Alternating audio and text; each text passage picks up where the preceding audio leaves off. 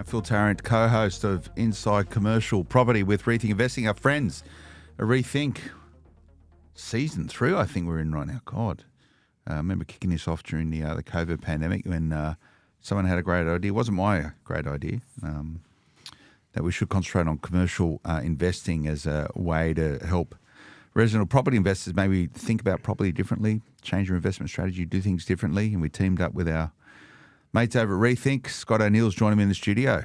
Founder, director, how you going? Yeah, very good, mate. Good. Yeah, well enjoying this? 3 years. We're getting old. It's horrible. Yeah.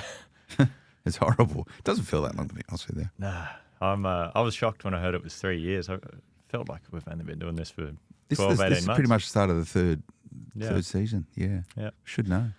And ready to do another few years. So looking forward to it. That's the idea, and it's been pretty popular. Some people say that we are the lifeblood of commercial property in Australia. And you got to remember this, we're very much orientated, this podcast, not towards commercial property usually gets thrown into the big deals happening in commercial real estate. You pick up the Financial Review, there'll be sort of major assets like the Salesforce Tower, which now dominates the Sydney skyline, getting discussed about major office developments, major precinct developments. Where we've chosen to focus this particular podcast, Scott, is not that institutional level, it's everywhere else. So from mum and dad investors looking to diversify their portfolio, to buying their first commercial investment, maybe 500 grand somewhere or other. There's not that many places these days, but you can still get 500 grand commercial properties, all the way through to sort of multi-million dollar assets. But we don't sort of go much above probably 20 million, I reckon. That's only a certain part of the world that operates in that space. Yeah, that's right. And like I do a lot of other interviews in places, and all they do is talk about, what's happening in the office space, or that big tower doing that. And everyday Australians don't really care about that because it's out of reach. You might have a touch of it in your super fund, but it's not going to change your wealth. And that's the problem with the Australian landscape. Commercial has just been thrown into the too hard basket. And that's why we set this up all those years ago. And yeah, it's like we literally get recognised in the street because of it, which is... So people stop you and go, oh, you're Scott O'Neill. Yeah, a little bit. It's you still You get carried by that Phil Tarrant bloke the whole way through that podcast. That's what they say, don't they? Every time, mate. Yeah. Every time. No, but it's good because we've just opened it up to the mums and dads and the individual investors because no one talks about this, and now it's becoming more popular. And I think it was naturally going to become more popular due to the numbers and the fact that Resi's yields are so low. So the numbers will always attract people. So we're just educating, and that's been I think it's the best part of what I do. I like that. If I'm going to be remembered for one thing, it's just opening this asset class up to as many Australians as possible, and that's really enjoyable. And if I remember correctly, and I get this graph you must get every now and then, it sort of talks about where the asset classes in Australia. The biggest asset class in Australia is residential property, where most people hold their wealth. Trillions, $7 trillion, I think, by memory. Maybe we got that right, maybe wrong. And then after resi property, I think it's self-managed super is where the next sort of biggest aggregate of wealth in asset classes. And then I think it's retail and industry super. And then I think it's equities, the stock market, and then I think it's commercial property. I think I've got that right, or thereabouts. Maybe the order's a bit different, but commercial property is the weight of the asset class is probably about fifth in the size and scope of it, but it's still a very significant asset class for Australian.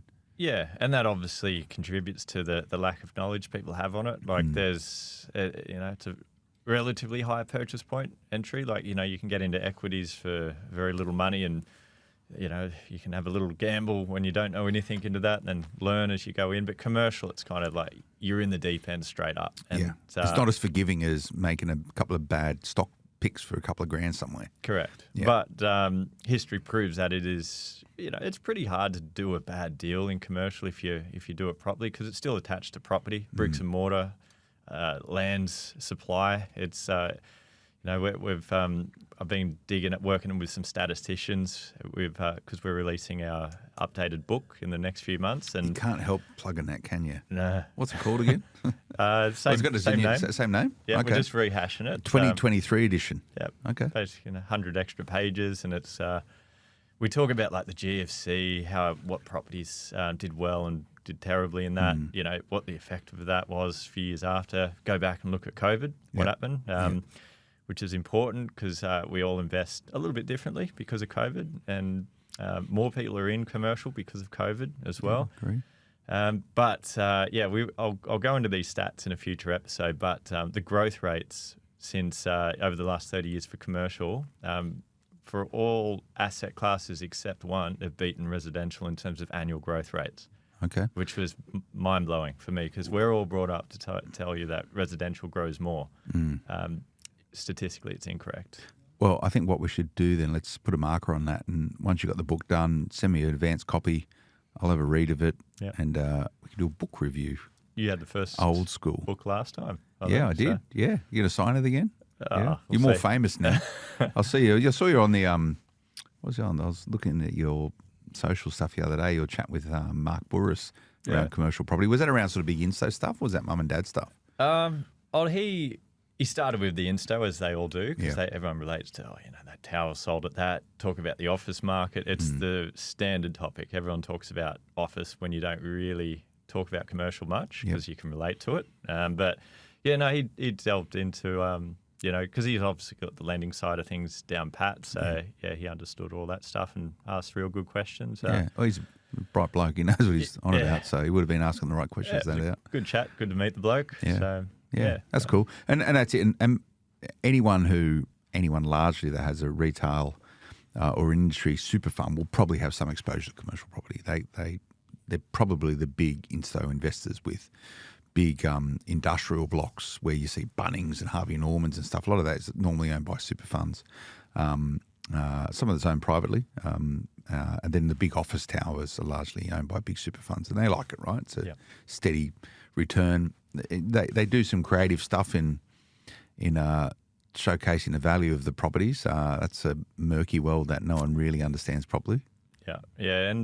And that's one of the hardest things of trying to work out these growth rates because there's very little data from years ago, and the way we do it is look at the square metre rates because then you can cut through all the bull crap about the what yield you should cap rate it at, because you can play around with yield and change the value of an asset by huge percentages. Yeah. So it's best to look at the square metre rate if you're just going for raw capital growth, and that was a method that we applied, getting those numbers. But there's obviously a lot of headlines right now about the office market not adjusting their internal valuations to match the reality of the market. And what I'm seeing as an investor on the ground is it's a two-speed market. Because we deal with a lot of the entry-level prices that the fund managers deal with, and there's a lot of them selling right now because they look like, I don't know if they've got liquidity issues or they've got less investors going into their funds, but you're seeing them sell off a lot more assets, and they're not buying from each other at the same rate. So the deals are pretty good at the moment in that range. And then once you get under that, I don't know, call it 10 mil, it's still extremely competitive because all the individual investors, they start coming in, they sort of good sort of family office money, sort of, It's interesting, and the office market is where most people sort of frame commercial purchasing. I'd sort of note, I think Elon Musk with Twitter just went, no, I'm not paying the rent anymore on his commercial properties. His commercials basically went, no, it's overpriced anyway. I'm not paying, you get stuffed. And they just went, oh, okay, no worries. Yeah. So didn't you get rid of 80% of the workforce too? Solid. Just went stuff it, there you go. But anyway, I've been looking for today's chat because there's something happening in Australia. Has been happening for many, many, many years, for generations, and this is the inherent perpetual transitioning of real estate assets from generations to generations, and particularly I'm talking about rural communities and rural families. And we're joined today by someone that knocks around a fair bit in this space. He's a rural property strategist at Rethink Investing, Michael McIntosh. And I really want to get into this because rural or otherwise, it's this transition of generational wealth. which is great if you've got it. I know a lot of property investors are looking to build it. You must see that a lot in your client base. They go, why are you investing in property? Oh, because I want to build something for the next generation. So there's still perpetually people trying to create this notion of generational wealth and helping the generations subsequent to them. But where we are at a sort of rural level, you've got a lot of Aussie farmers, a lot of rural Australians have seen huge spikes in the value of their assets over the last period of time. But they're still sort of don't have a lot of dough to keep businesses running, whether it's farming or other agricultural assets or agricultural ventures. So we want to get into this today, and this is from the horse's mouth. Michael's from a place called Gundawindi, which I sort of thought I knew where it was, and I was pretty right. But if you go west of, sort of southwest of Brisbane, and keep driving for probably a couple of 100 kilometres towards New South Wales border, you find this little town called Gundawindi, right on the border there on the McIntosh River, and that's where he's from. And it sounds like that's where he was brought up as well. How is Gundawindi these days? Have you got the internet out there yet, Michael? Welcome to the show. Thanks, mate. Thank you. No, Gundawindi's great. It's one of the better towns. It's I don't know how many. We'd have 6,000 or 7,000 people probably. Yeah. It's a strong agricultural region. Supports industries, cotton, wheat, cattle. So it's sort of a hub for a big area.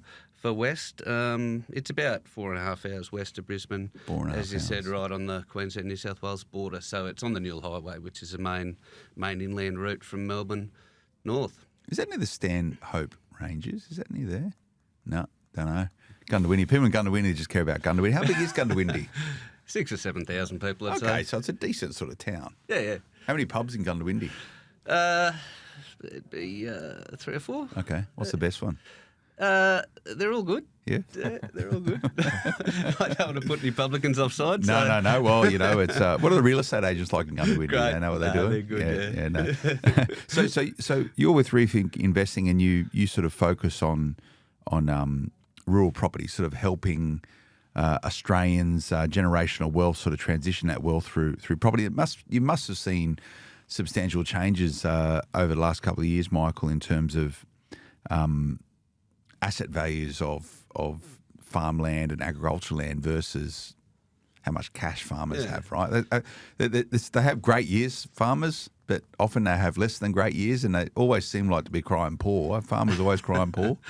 No, well, it's a difficult industry to be in. Obviously, they're competing with not only world markets that aren't necessarily fair. We're a long way from anywhere. We've got a difficult weather pattern to deal with. So, we're a dry continent. Australian farmers are very good at being at the forefront of technologies, emerging technologies, of adopting new ones. They're very efficient. So willing to look at a lot of different things. I think to be a farmer in Australia, you need to be quite tolerant of risk. I think farmers are no different to everyone else. They accept risk as long as they understand it. And a lot of the strategies are about conserving moisture, minimising risk, managing markets as they can. So, Australian farmers are a very efficient group that I would have thought are at the forefront of world agriculture. Yep. I completely agree with that, and I think a lot of people actually forget. There's this notion of Australia was built on the sheep's back, right? It's been very much the tempo and the heartbeat of the nation for many years, and it's like we've sort of forgotten about the value that farmers provide, but it's still a huge economic driver and a huge economic engine. And farming just isn't, livestock or cotton or sugarcane or whatever. It's all the other stuff. It's fish farming, it's lobster farming, it's viticulture. Everything is interconnected. Exactly. And you mentioned before about asset values. There's been this huge influx of money, I guess. I think Australia was seen as quite cheap for land in a worldwide sense. So there seemed to be this, there's all these overseas super funds who've got all this money they're desperate to put somewhere. And over the last 10 years, have seen this huge increase in the value of farming land in Australia. And so farmers, their everyday cash flow hasn't improved a whole lot. But they've had this huge increase in equity, which, has allowed them to to purchase more land, to expand. I mean, one of the things that's very important in agriculture in Australia is scale. So, if economy of scale, but scale generally, you need to be efficient, and to do that, there's certain levels you need to get at. And I think generally, farms have got bigger because they've needed to.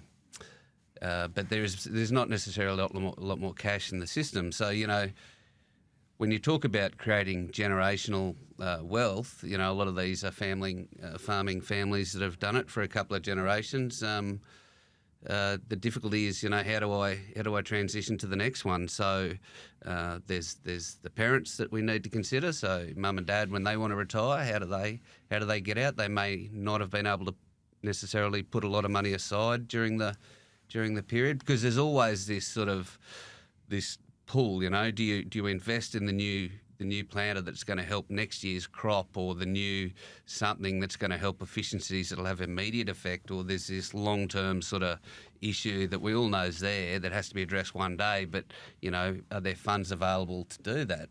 And then there's the non-farming members of the family, i.e. kids that may want to come home. Some may, some mightn't. How do you try and create some equity amongst all that? So, we think that commercial property is the ideal tool, because you've got a cash flow positive asset. You can sit outside the business. It will pay itself off without the farm having to contribute.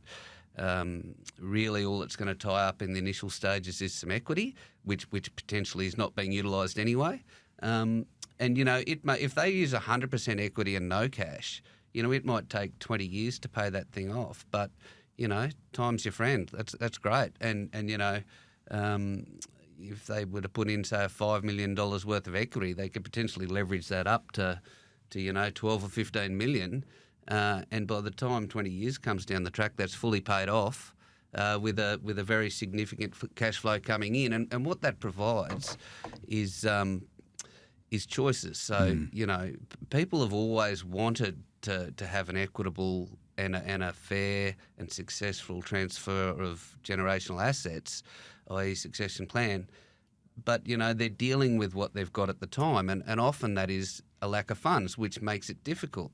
And so if this thing can be just ticking away out to one side, and over time looking after itself, it's increasing in value through just at the very least through increase in rents over time. By the time these decisions have to be made, and there's more choice because there's more funds available. This thing, and you might get one that you get it half paid off, and then use the equity in that to buy another one. So it can be this whole thing, which is in the first stage is just a simple diversification. It's a risk or a drought mitigation tool. It's a stable flow of flexible source of income out to one side. I mean, if you need it, you just pause principal repayments and just use the cash flow. It's got all this sort of flexibility about it. And if it's purchased in the right entity, it provides huge amount of flexibility down the track.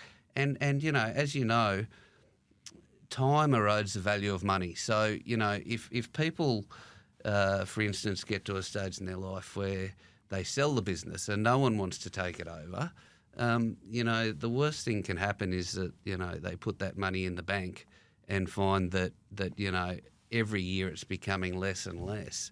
We would certainly advocate that there's a case for investing in something like commercial property where it's going to at least keep up with the value of money. So there's a lot of moving parts when you sort of explain it like that. And this is the challenge that farmers have and rural communities in general is there is so much uncertainty. You need to have an appetite for risk to be a farmer, and there is so much outside of your control. It's probably one of those industry sectors there's more outside of your control than other areas. You don't know what the weather's going to do. You don't know what's coming over the horizon the next day, right? And that's tough, and it's tough for farmers. And a lot of farmers struggle with that dichotomy. It's got to get it right. You've got to get the sequence right. You've got to make the right investment decisions in terms of plan and equipment and capabilities for next year's crop. This is a perpetual issue.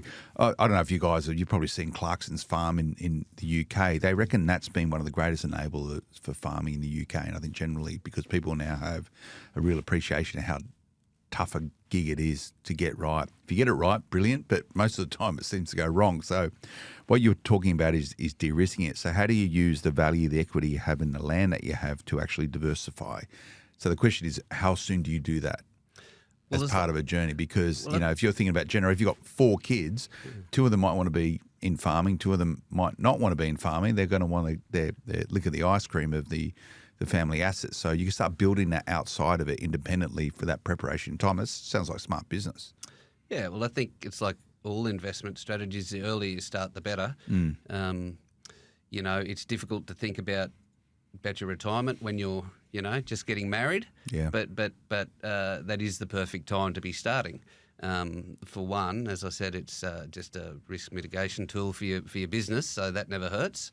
But it gives it time to develop, and it gives it time for it to poke away, because, this is no different to all other aspects of business. A good business strategy is sometimes just a very boring, slow burn, and that's what this can be if you have time. So you just buy a really good blue chip asset in the right location, maybe a good industrial property or something like that. And it will just tick away to the side. You get a great property manager, so you'll have to have no input in it really. But over time it pays itself off, and there is a growth strategy attached. As I said, that you get it paid down, and you can utilise the equity in that property to purchase another one. So and at the same time, if you put your money outside the farm early and you're very proactive with these sort of things, it's got to be into a tool that will potentially be able to have some equity in the value by the time it comes to retirement. Yeah. So it has to be a strategy where it's got growth similar to the farming land. I mean, they will grow in different rates. One might be better than the other, but at least there's potential for it to be equitable when the time comes. Yeah, and there's so many options. There's so many ways you can slice and dice. And this is why succession, particularly in rural families, rural communities, is so important. You get some really smart accountants that specialise in this stuff. But sort of diversifying your ability to generate income outside of the manufacturing of whatever the farming activity you're doing, it makes a lot of sense. I guess the question is if you have a rural asset and you're thinking about succession, and one of the options might be you live off the income that a commercial property or commercial properties generates as the retiring parents, and you pass on the asset of the farming completely to new generations. That's one way it can work out. But how do you make the initial start? If you've got, let's say, a reasonable farming operation, but it's not sort of knocking the lights out, you just sort of, you're making, a lot of people just break even in farming, right? But you have such a strong asset value in the property. How do you get some money out of that in order to park it to create a deposit for commercial property? Because rural lending is a completely beast in itself. They're happy to sort of to give you finance for equipment and other sort of farming machinery, but to actually refinance your home, your property, to get some money out of it, how difficult is that? No, it should be a pretty simple process. Any loan based on real assets like property, and that's all that a farm is a huge chunk of property, it's perfect to borrow against.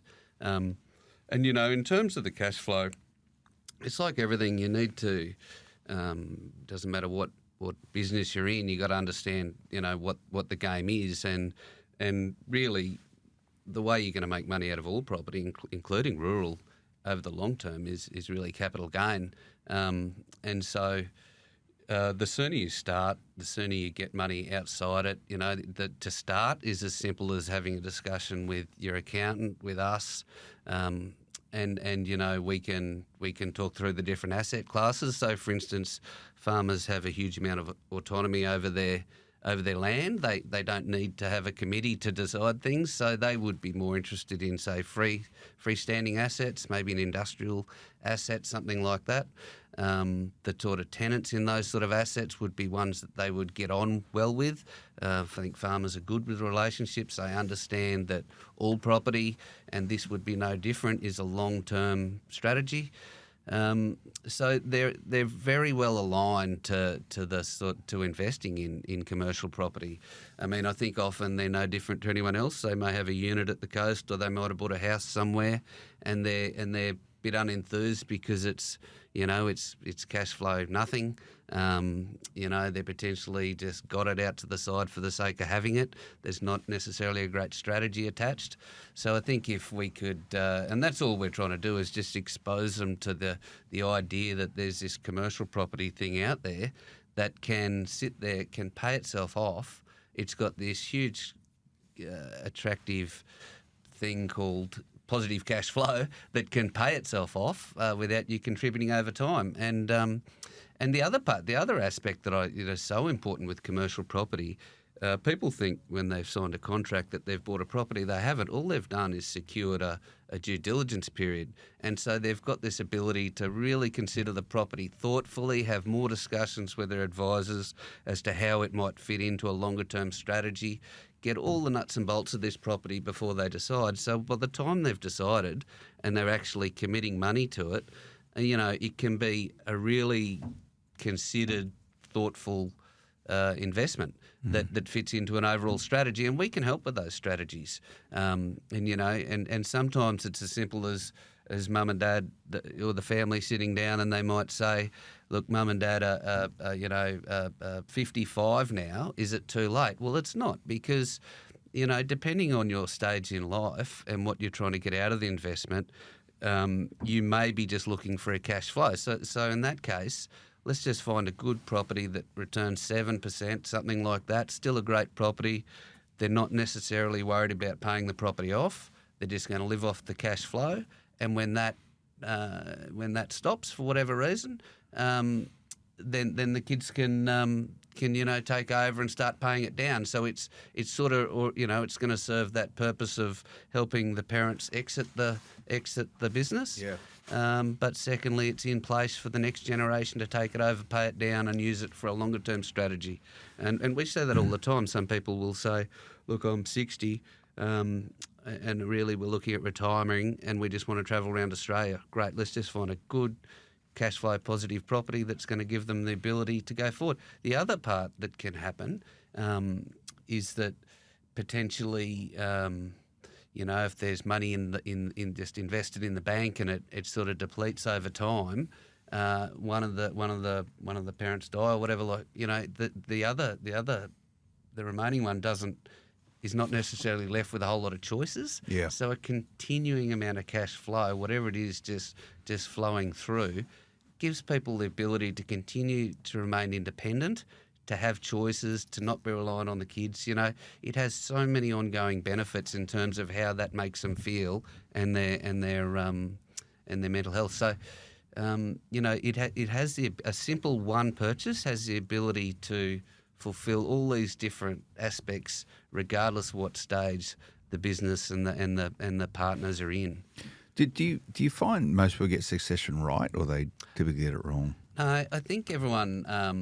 I think there'll be a range. The thing that would make succession plans not follow through to successful settlement is a lack of money to fund it.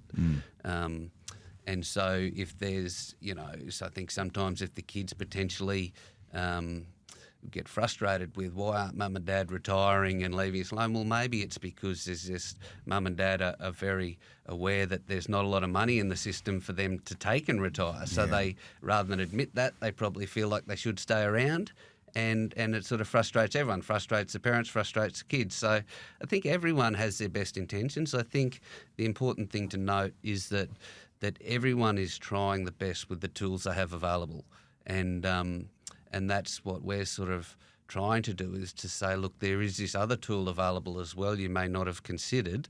We'd love to have a chat with you about it. Yeah. And, I think in all business, doesn't matter if it's a rural business, but any sort of generational business, I think mum and dad would love to set something up for the kids if they chose to follow in that path. But if not,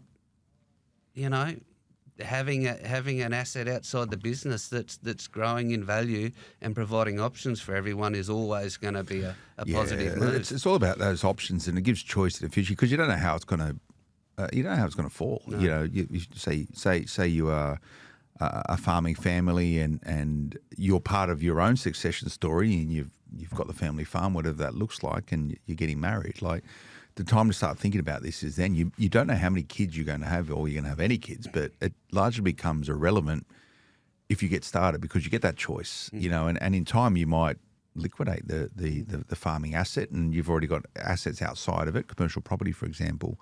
So you got to do this faster. You got to do it quicker.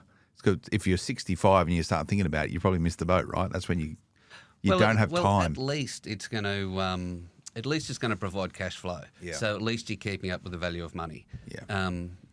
You know, There's a lot of farmers just keep cash in a bank getting 2% interest on it. Like, I doubt it. yeah. They use it, right? If they got it, they use it. You know, yeah. it's very asset rich, cash poor. Yeah. And as I said, you know, in order to stay competitive, you need to continually be investing back into the business, whether it's storage for grain, whether it's, you know, different things with livestock or it's the, you know, autonomous tractors. It's a capital intensive business, right? Yeah, you know. But the asset keeps going up in value, particularly if it's an attractive asset. And the thing is, it's peculiar to a lot of other businesses in that it has a fair chunk of equity that can be utilised, and I guess it's sitting there as unutilised equity often. And so there is this opportunity that I believe is peculiar to these farming families that they have the opportunity to just utilise the equity and therefore not really put any cash flow stress on the business. You know, what's currently available to people when they go to retire is that the business may have to borrow money to buy mum and dad out. They may have to sell some of it, part of it. None of that is good for the key thing of maintaining the. So what you're saying is potentially sort of avoidable if you get your stuff sorted out early on and start creating assets outside of the fundamental business, which is some sort of farming activity. Yeah, and the thing is, people know that and potentially have considered it. I don't think it's widely I don't think people really understand what commercial property is. But the other big thing is, how do you start? You go, that's all great, but how do I? What have I got to do? And so you then kind of ignore it. You just put it on the back burner. I guess it starts with you need a chunk of cash to either have a deposit or buy an asset out completely, right? That's where it's got to start. So how do you get that original dough together? Well, you can just utilise the equity. Yeah, so you got to refinance or sell something. Well, they don't really even need to refinance. You just say, at the moment I've got, I've got 70% equity in my farm. I'm only gonna, I'll be at 65 if I'll give this 5%, this bit of equity across to getting this thing started. It's not going to have any impact on the rural business. Still got plenty of capacity to withstand the next, year or so drought. Because you get 4-year droughts, it's all different. But, it's all about just seeing what position you're in at the moment. It's an easy step. You don't have to buy a massive one. You can start off reasonably small, but at the same time, at any stage, any progress is good, in doesn't matter what business it is. So it's never too late. How are farmers, Scott, going with rising interest rates? I don't know the number, but how encumbered is sort of rural assets with finance against it? I imagine people would just keep feeding off it and they've got big mortgage against it, even though they might have large asset values. Do you know? Yeah, look, one of the reasons, Michael's here as well. He was a client. Then we've worked with rural clients for years, and the cash flow issue was the big problem. So as interest rates have gone up, we've seen that problem worsen for a lot of them. So on their residential rural property. Yeah, Mike said, they might have a unit down on the coast somewhere, or they've got some other asset classes. But the fact is, commercial property will give you better cash flow than any other asset class. Yeah. So there's actually a lot more of them. It's almost like in the pipeline, they're just preparing, they're going through refinances. They need slightly higher yields on the commercial purchase because you can lease stock that, use the income from the future purchase to then fund the loan. And but the one thing that I've noticed with rural clients over the years is they are the best long-term planners out there because they've got to deal with droughts. Remember, there was a 10-year drought not long ago, and then there was floods and then bushfires. So these guys have weathered storms that the everyday city guy is not even capable of doing it unless you're a rare breed. So they've got the equity, they've got the mental strength to buy this stuff, and they buy it for the kids. That's why they're not buying it for look at my cash flow for the next year or two. I'm going to use that to go to Vegas or that. These guys are thinking for the kids. Well, they're sort of been brought up in the same generational mindset. Yep.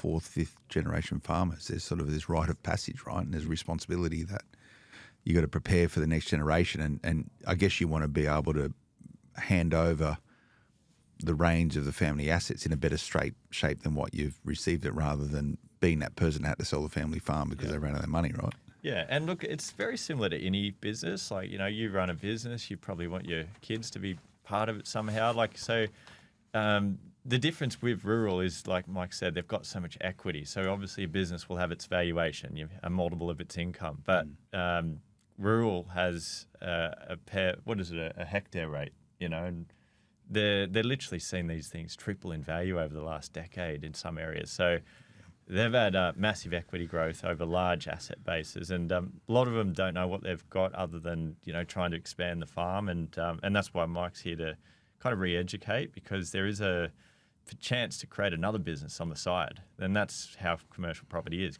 Well, it's an obvious diversification, right? You don't want to diversify into more farming ventures. You're probably worthwhile getting your money out of it into something else, which doesn't have the same headwinds and or tailwinds as what farming does. And the types of properties they buy, like, I remember I had one of the guys that grew the most mangoes in northern Queensland. He ended up buying his local shopping centre. It was a big, cool 30-tenant thing.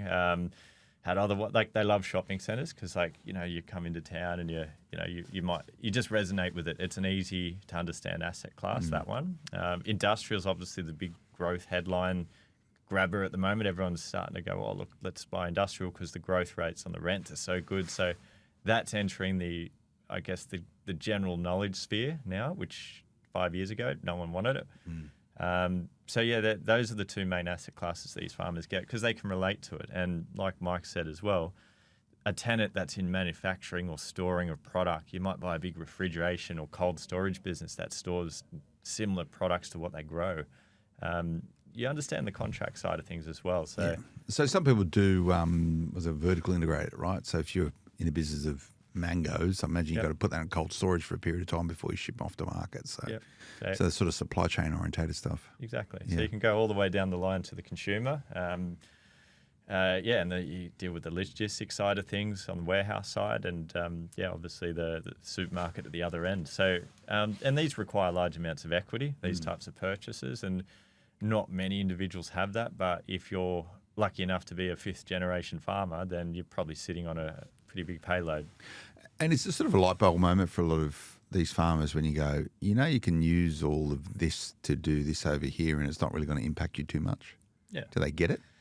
Yeah, well, it's a pretty easy cash flow equation. Like, you just work off 100% debt. If they're getting a 6% mortgage right now, then, let's go look for a 7.5% asset, and obviously the interest rate will probably change a fair bit in the next 12 months, up and then down, or who knows, sideways. But rents are growing quite quick. So the gap between the interest rate and the mortgage should widen naturally over time. Some of the properties I bought a few years ago are sitting at 11%, just because I haven't refinanced them and the rent's gone up. So based on the original purchase price, they're returns I couldn't get in today's market. But time is your friend, and a farmer who's, got to keep 10 years of cash flow or 5 years of cash flow and then factor in all the maintenance and replacement of capital, basically their business is extremely tricky to manage. So property is a naturally easy thing for them to understand. And most business owners find commercial fairly easy. They're the guys that were investing in commercial property well before the mums and dads saw it as an asset class, because they would just see their factory, outgoings and go, I'm paying all this rent. I may as well acquire the shed myself and pay myself. And owner-occupiers dominated the space back in the day. But now we're seeing a lot more investors enter the market, and that's been the real big trend of the last decade. Well, hopefully it's resonated, because it seems to make a lot of sense, Michael. I know you sort of come from a farming background and you've walked in these shoes, right? You know it pretty well. Yeah. Yeah, and we've seen a lot of friends go different sort of journeys through it, and it's never easy for anyone. But I think what would make it easy is having this previously in place, or some positive cash flow asset out to the side that just gives another choice, gives another opportunity. And as you know, all these things just give freedom. And the other thing is, people know this stuff's happening. It doesn't matter what business you're in. When you're neck deep in a business, it's hard to look outside and how do I get these things started, But really, there is a pretty simple pathway. I think farmers are so well aligned with commercial property, it wouldn't be a big leap for them to either understand or to be comfortable with. Look, it's one of the reasons I like commercial property is it's a numbers game. It's purely based on the numbers. So you're not got anyone trying to sell you some dream of some, as you know, resi goes up and down on the back of I don't know what. Whereas commercial's just the numbers. It's a calculation on the net yield, and the net yield is a function of square metre rate and the quality of property and the tenants. So it's got the same fundamental things they'd look for in farming land: a good location, good productivity. It's a good long-term asset. It's a real asset, so they can actually, it's something that's not sitting out there in the sky. So, it's not a big leap, I wouldn't have thought. But again, there's got to be a pathway to get into it. And I think that's where Rethink, provides that pathway to, in the first case, just get comfortable with the asset. And then over time, be able to step into it if they choose to go to the next step. So for all those guys and girls out there sitting on a combine harvester somewhere, listening to this on the Bluetooth thin connectivity which you have these days, what do you do? Like you go, okay, well that sort of makes sense. I want to think a bit more about that. What do they? Do they just call you guys up and say, "Hey, I'm a farmer. I want to invest in commercial property"? Yeah, well, look, yeah, they do, and we always sort of try to push them towards talking to a broker to start. Very good broker first to see what their capacity is. Yeah, look, it's you can do it in the same time. You're hand in hand type situation, but. And interesting, a lot of rural brokers, because there's obviously guys that specialise in agriculture, finance, and land valuations and all that. So they're actually starting to push their clients this direction too. So that's due to cash flow again, and the brokers want to do loans, and the people want to buy stuff, and the land values. It's pretty hard to stomach for a lot of them as well. They're used to the prices 5 years ago, and you hear what the neighbour's selling for, and they try buy it with the broker, and then that someone outbids them by a lot, and it's almost like a second option a lot of the time, and it's important to have that broker conversation, because like Mike said, it's all interconnected, right? Yeah, you can't do one without the other, and you need the deposit first. So if you've got a $40 million property and it's got no income from it, and you've got no ability to get anything out of it, then might have to sell a portion of it, So there's a bit of a planning stage that needs to go into it. And obviously Mike's an expert with that on the agriculture side. And then, basically the next step is once you know your budget, let's go get the best dollar for dollar deal you can. So rather than just go spend it on 5 little assets around the country, that's almost like the stock standard residential buyer's agent approach, buy lots of little deals all the time. And you need to do that to a degree because the yields get terrible as you go into higher prices for residential. But commercial, you get more income the more you spend. So you can end up only just doing 1 or 2 really good deals, and there's going to be a lot of safety and security off the quality of that deal as well. It's pretty easy from once they got the deposit. It's just understand the asset class, and that's obviously our job. Explain it to them, show them a few other deals, let the trial and error process play out. And work it out. Well, it sounds like you really enjoy doing what you're doing, Michael.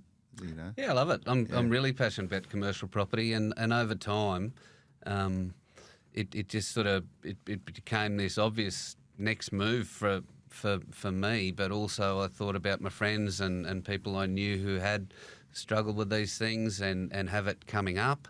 And thought, this would really be a terrific solution for those guys, and that's really Scott and I had some discussions over a couple of years, and that's what really attracted me to coming on board with Rethink, was because, it just makes you, if you can see someone make progress like that and solve a solution that is a difficult process for everyone, I think it's a pretty good feeling. So. Yeah, I think there's so much potential in it. Well, you get this right. You think about a lot of the friction it removes from family dynamics around the big succession thing. Like, you know, you can ameliorate a lot of that at the front end if you get this right. And I know you fly your own plane, so you're flying all over Queensland, sort of visiting rural farmers. Anyone with an airstrip, you can land there and have a yarn to them. Maybe it's the flying. The flying property strategist. You got the plane branded up yet? They know you're in town. No. It's low key. It's really cool. It's a really good discussion, and I think for those people who live and habitate the cities, they often forget the importance and the integral role that farmers play in terms of national resilience and the ongoing economic growth of Australia. And it's been very much the story of Australia and will be the story of Australia for many years to come. The great work that our farmers do and our appreciation absolutely to them. But you don't need to sit around and wait for the death of the parent or someone getting to old age if you're in a farming family to actually having smart conversations around succession planning and building out asset classes and asset bases outside of the actual agricultural activity that you participate in. And my thoughts would be that the sooner you start at it, the better off the outcome's going to be, the more choice you're going to have over time. And no doubt you find people get really excited about this once they get going with it, and it probably ends up being their primary investment vehicle and transitions over. But thanks for coming in today. Thanks for coming down from Gundawindi. Yep. Go and Google that, everyone. You can work out remind you just how big Australia is. What's the biggest day on the calendar out in Gundawindi? Do you have like a race day or something? Yeah, the Gundawindi races are pretty big. Gundawindi races. Yeah, there's a few. Gundawindi races are big. For the younger people, the Gundawindi BNS is one of the last. You do a BNS. Yeah. I did a BNS. Going. I did a Gunnedah BNS ball. Yeah, I love a BNS. Yeah. But Scott, we're going to do that. I reckon we've got to go to the Gundawindi races. Yeah.